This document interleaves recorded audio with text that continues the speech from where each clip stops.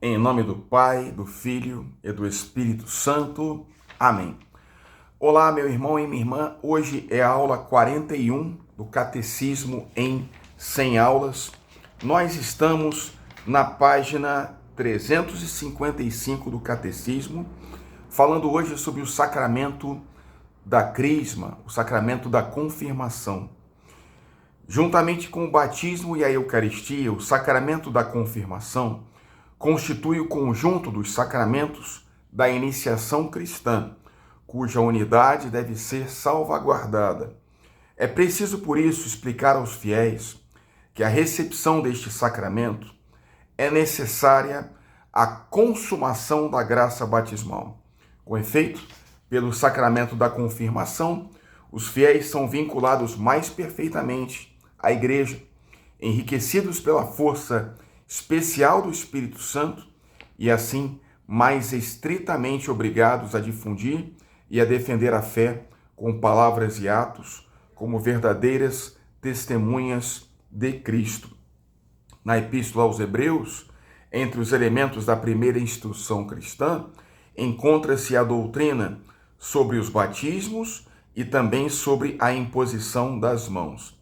A imposição das mãos é com razão reconhecida pela tradição católica como a origem do sacramento da confirmação, que de certo modo perpetua na Igreja a graça de Pentecostes. Bem cedo, para melhor significar o dom do Espírito Santo, acrescentou-se à imposição das mãos uma unção com óleo perfumado, crisma. Esta unção justifica o nome de cristão, que significa ungido, e que deriva a sua origem do próprio nome de Cristo, ele que foi ungido por Deus com o Espírito Santo. Este rito de unção existe até os nossos dias, tanto no Oriente como no Ocidente. Este sacramento é denominado no Oriente de crismação, unção com crisma, ou mirion, que significa crisma. No Ocidente, o termo confirmação sugere que este sacramento, a um só tempo, confirma o batismo e consolida a graça batismal. No rito desse sacramento, convém considerar o sinal da unção e aquilo que a unção designa e imprime, o selo espiritual. A unção, no simbolismo bíblico e antigo, é rica de significados. O óleo é sinal de abundância e de alegria. Ele purifica e torna ágil. É sinal de cura, pois ameniza as contusões e as feridas. Ele faz irradiar beleza, saúde e força. Pela confirmação, os cristãos participam mais intensamente da missão de Jesus e da plenitude do Espírito Santo, de que Jesus é cumulado, a fim de que toda a vida deles exale o bom perfume de Cristo. Por esta unção, o confirmando recebe a marca, o selo do Espírito Santo. O selo é o símbolo da pessoa, sinal da sua autoridade, da sua propriedade sobre um objeto.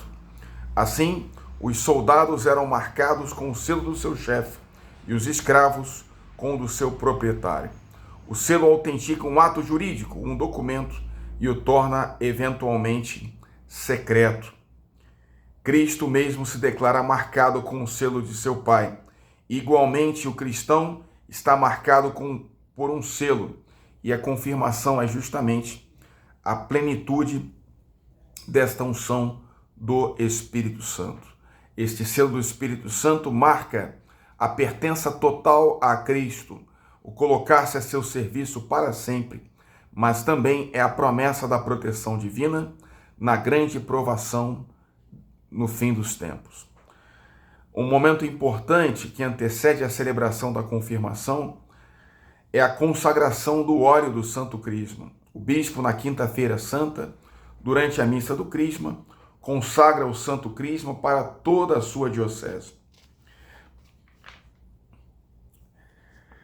Na celebração da confirmação, os efeitos desse sacramento são os seguintes: ele nos enraiza mais profundamente na filiação divina, que nos faz dizer Abba, Pai, e nos une mais solidamente a Cristo. Aumenta em nós os dons do Espírito Santo. Torna mais perfeita a nossa vinculação com a igreja. Nos dá uma força especial do Espírito Santo para difundir e defender a fé pela palavra e pela ação, como verdadeiras testemunhas de Cristo, para confessar com valentia o nome de Cristo, para nunca sentir vergonha em relação à cruz.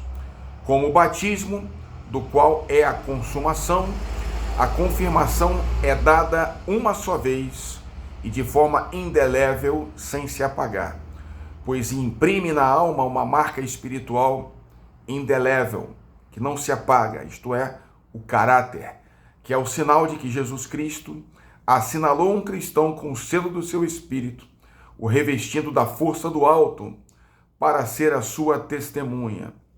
O caráter aperfeiçoa o sacerdócio comum dos fiéis, recebido no batismo, e o confirmado recebe o poder de confessar a fé de Cristo publicamente e como que em virtude do ofício.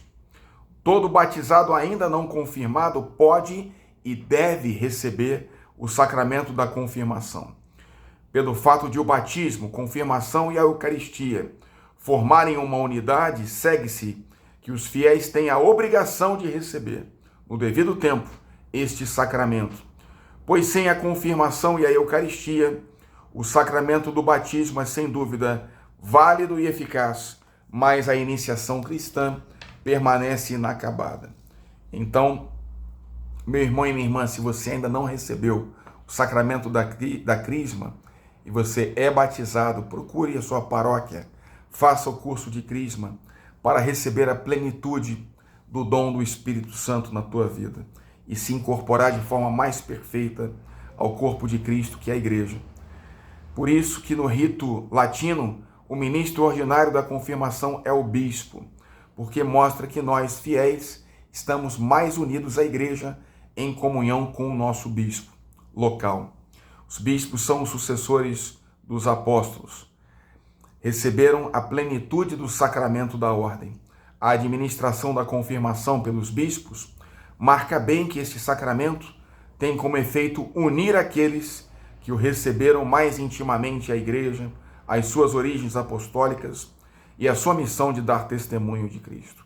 Se um cristão estiver em perigo de morte, porém, um padre, um presbítero, pode dar-lhe a confirmação. Com efeito, a igreja não quer que nenhum dos seus filhos, mesmo se de tenra idade, deixe este mundo sem ter se tornado perfeito pelo Espírito Santo, com o dom da plenitude de Cristo. Pela intercessão da Virgem Maria, abençoe-vos o Deus Todo-Poderoso, Pai e Filho e Espírito Santo. Amém.